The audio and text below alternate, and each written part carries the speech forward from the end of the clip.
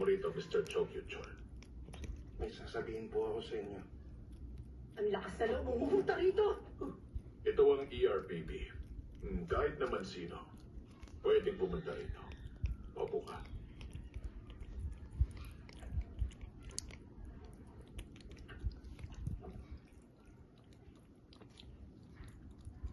Ano yung sasabihin mo sa akin? Nagre-report po ako ng bullying sa school. Nabanggit po sa akin noon ni Miss Chega yun. Ang pagtulong sa pinagdadaanan ng iba, ang damayan sila, ay bahagi ng pagiging... Ang lakas naman na loob mong sabihin ang pangalan niya. Inspector Inhandle. Hindi ba kayo galit sa kanya? Inspector Inhandle. Sige na, magpahangin ka muna sa labas.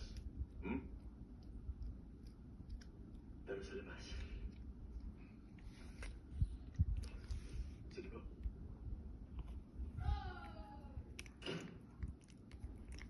Ituloy mo yung sinasabi mo. Pasensya na po kayo kung nabanggit ko ang pangalan ni Miss Chen.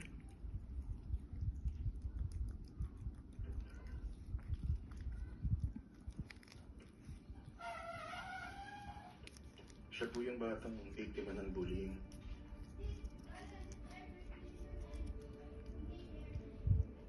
Siguradong may masamang binabalak ang batang yon.